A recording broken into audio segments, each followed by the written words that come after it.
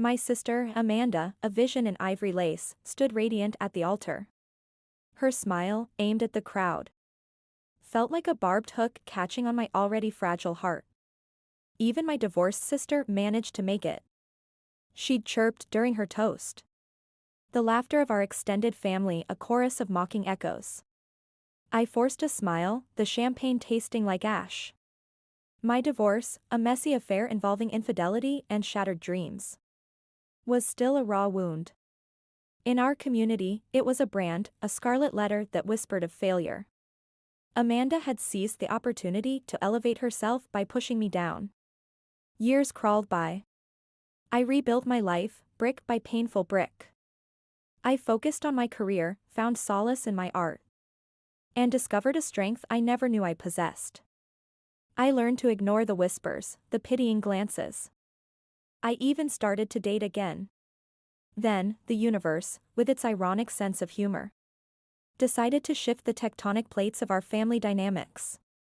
Amanda's perfect marriage, the one she'd so proudly flaunted, began to crumble. Her husband, the charming businessman, was exposed as a serial philanderer. The whispers that had once followed me now swirled around her. The phone call came late one night. Amara's voice, usually sharp and confident, was a broken sob. "He's gone, Eve," she choked. "He left me." I felt a surge of something I couldn't quite name. It wasn't triumph, not exactly. It was more like a weary understanding. A grim recognition of the cyclical nature of pain. I went to her. Her house, once a symbol of her perfect life, was now a hollow shell.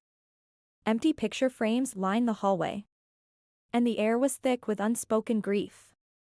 I sat with her, not offering platitudes or "I told you so's," but simply being present.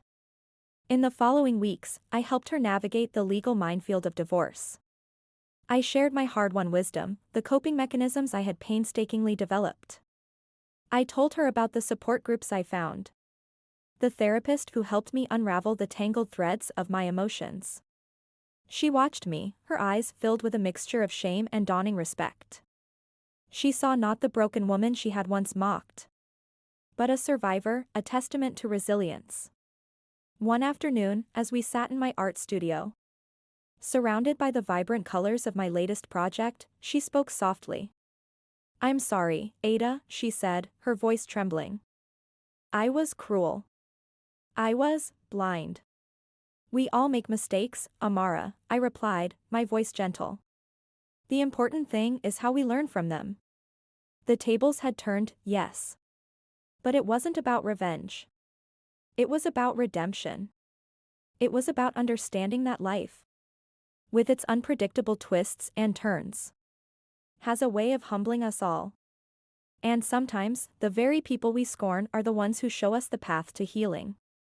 It was less about the tables turning, and more about the shared understanding that we are all, ultimately, fragile and in need of grace.